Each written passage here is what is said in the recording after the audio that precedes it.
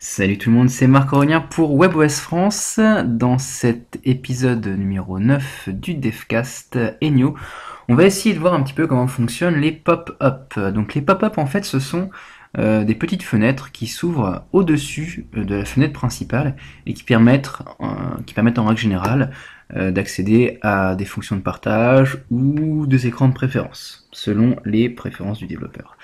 Alors, donc on va faire comme d'habitude, lancer Chrome en mode non sécurisé et on va créer une nouvelle application qu'on va appeler, donc je la copie par rapport à l'application de base et j'appelle ça pop-up.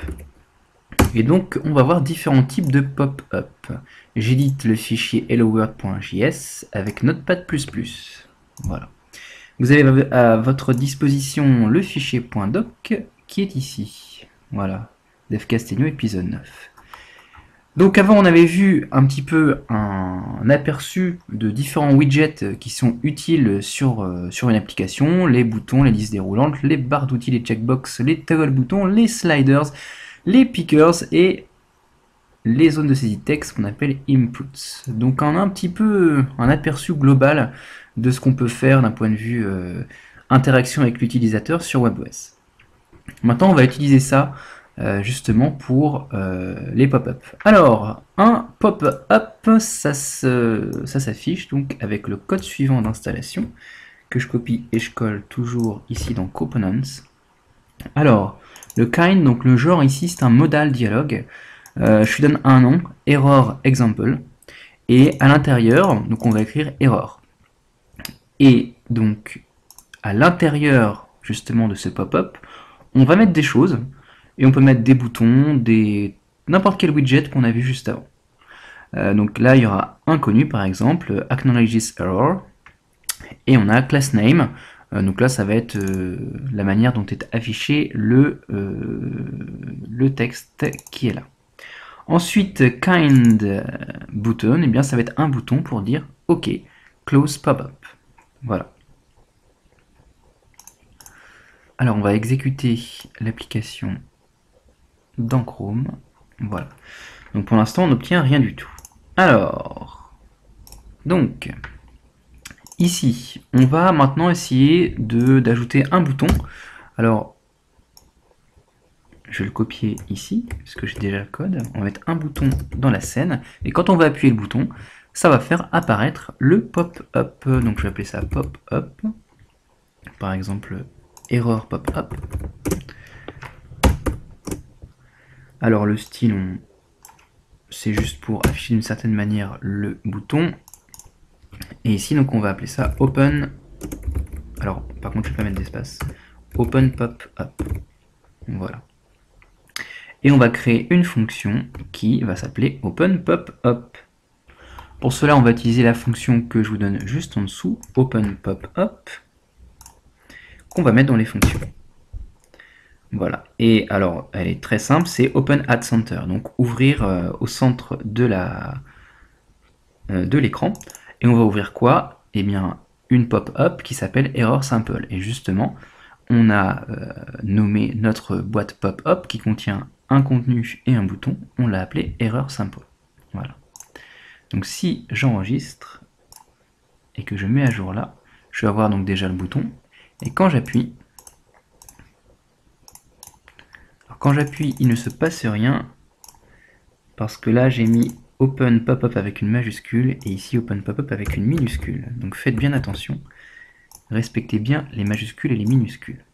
Voilà, donc là ça fonctionne, on a la boîte d'erreur avec ici le texte qui apparaît avec la couleur rouge qui est la couleur qui va être donnée justement par class name error Enio text error.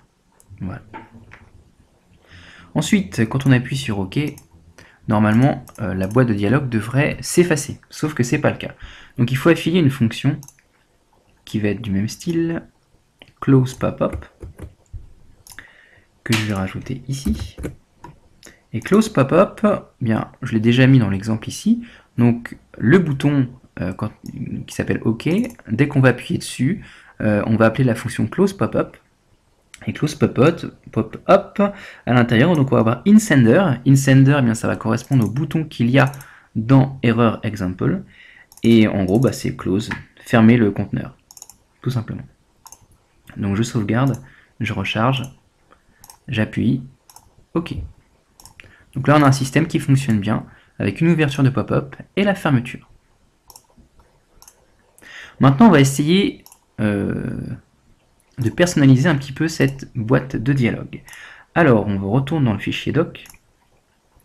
Ici, on a donc pop-up simple avec widget. Donc, je vais changer le code qui est là. Un petit peu plus long. Alors, il s'appelle toujours donc kind modal dialogue. Ici, le nom, c'est input example. Donc, il va falloir que je change. Ici, je ne vais plus ouvrir error example, mais input example. Et là, donc, on va avoir différents widgets pour entrer, par exemple, un nom d'utilisateur et un mot de passe. Ensuite, on va avoir deux boutons, un bouton login et un bouton cancel qui vont être, ici, vous le voyez, hflex layout. Ça veut dire horizontal flex layout. Ça veut dire que ici, on va avoir une boîte dans laquelle les objets vont s'empiler horizontalement. Donc, si on étudie en détail ce qu'on a une boîte qui est ouverte par une accolade ouvrante et fermée par une accolade fermante. Cette boîte, donc c'est modal dialogue, elle a un nom. On a aussi une caption, donc justement ce qu'on va écrire à l'intérieur. Et dedans, on a donc la première, donc c'est kind row group. Row group, en fait, ça permet de mettre une petite barre de séparation pour que ce soit plus joli. Donc c'est encore une nouvelle boîte à l'intérieur de la boîte. Et dans cette boîte, on a encore une boîte ici avec kind input. Donc c'est vraiment un empilement de boîtes. On a une grande boîte modal dialogue, une plus petite boîte row group qui permet de mettre un petit trait de séparation, et enfin la boîte qui permet de rentrer du rentrée du texte. Ensuite, même chose, en dessous on va avoir une nouvelle boîte qui va permettre de séparer avec un petit trait les éléments, et à l'intérieur de celle-ci on a password input. Donc là, c'est la même chose que ce qu'il y a juste avant, sauf que password input, donc c'est un nouveau genre qu'on n'a pas encore vu, mais comme vous vous en doutez, c'est un text field, donc un champ de texte qui va être caché en fait pour pouvoir rentrer des mots de passe. Donc là, on a une fonction onChange qu'on pourrait utiliser. Ensuite, donc le layout qui permet justement, donc encore une boîte, de mettre tous les éléments qu'on va avoir à l'intérieur ici de manière horizontale, empilée horizontale. Donc on a deux boutons, cancel et login, et à chaque fois qu'on va appuyer sur l'un des deux boutons, on va appeler close pop-up 2. Donc ici je pourrais mettre 2, voilà. Et là donc last name, ça va être justement pour avoir Enio button dark, pour avoir un bouton sombre. Donc je sauvegarde et j'exécute. Et quand on ouvre, on a effectivement les deux text fields, le nom login et là un champ de texte. Donc c'est un pop-up de login assez classique. Voilà. Bon, maintenant on va essayer de modifier l'animation de l'apparition du pop-up. Alors pour ça, donc je vais faire CTRL Z, on va tout recommencer. Voilà. Donc je re-sauvegarde, je suis revenu à 0. Donc il n'y a plus rien. Alors, pour la suite, donc ici on va avoir plus d'éléments à mettre en place. Donc un élément de préinstallation que je ne vais pas détailler parce qu'il est un petit peu compliqué. Mais en tout cas, c'est ce qui va nous permettre d'animer l'arrivée de la boîte de dialogue. Alors pour ça, cette fonction, on va la mettre juste avant. Donc ici, j'enlève. Donc en gros, la pop-up, elle va arriver en se balançant sur l'écran, comme si c'était une balle qui tombait. Et en fait, tout le code qu'on a là permet justement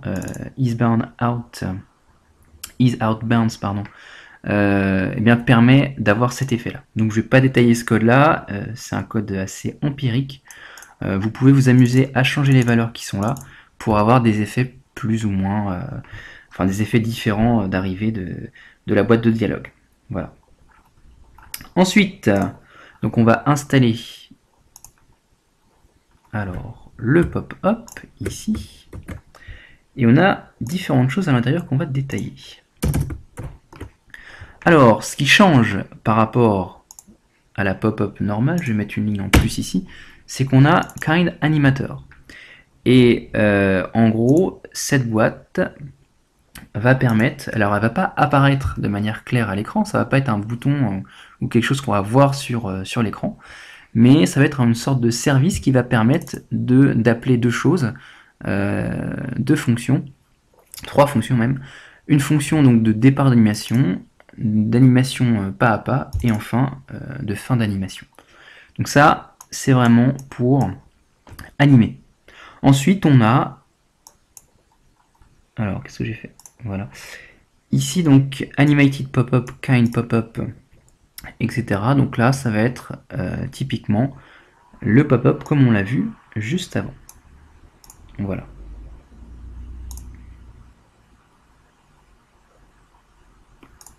Ensuite, pour gérer l'animation de cette boîte de dialogue, on va rajouter des fonctions, justement, qui ont rapport à l'animateur. Donc ces fonctions, voilà. Donc je copie et je colle.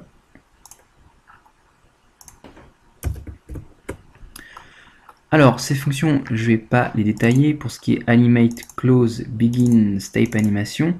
Donc là, en gros, on va faire appel justement au code qu'on a fait ici pour faire animer le pop-up, la boîte de dialogue. On va juste avoir ici donc Open Pop-up, la fonction qui permet d'ouvrir un pop-up au niveau donc d'un bouton. Voilà.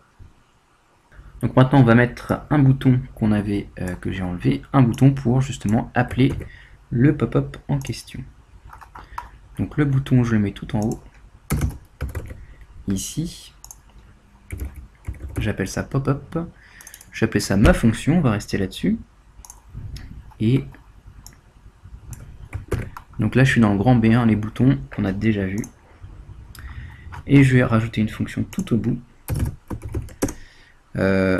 affichage, pop-up.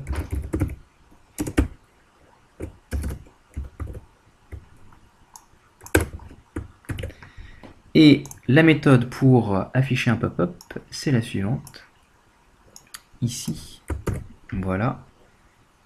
Je copie et je colle.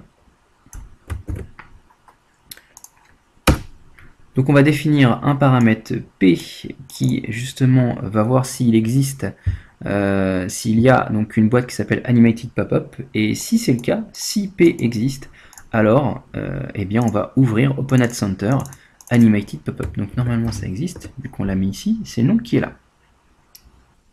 Donc on sauvegarde, on recharge, et on va voir ce qui apparaît. Donc on a partagé cet article, un petit bouton annuler, et ensuite donc différents éléments. Donc ça, justement, c'est ce que j'utilise dans l'application WebOS France. Donc là, c'est l'application WebOS France que j'ai réalisée. Ici, on a une fenêtre de partage. Donc partager cet article, vous voyez, donc c'est le même genre de pop-up qu'ici. Donc là, il manque l'image, hein, il suffirait de la rajouter. Donc elle est ici, normalement. Ici, donc, image, c'est send.png, donc il suffirait de la rajouter dans un répertoire image send pour l'avoir. Et à partir de là, donc, on peut partager l'article. Donc, la boîte de dialogue vient récupérer le titre de l'article, elle raccourcit l'URL, et ensuite, bien, avec les boutons, on peut partager selon les différents moyens de communication. Voilà, et on a une belle arrivée bounce, donc une arrivée rebondie, qui est un tout petit peu moins fluide sur le touchpad, malheureusement. Voilà, donc on va s'arrêter là sur les pop-up.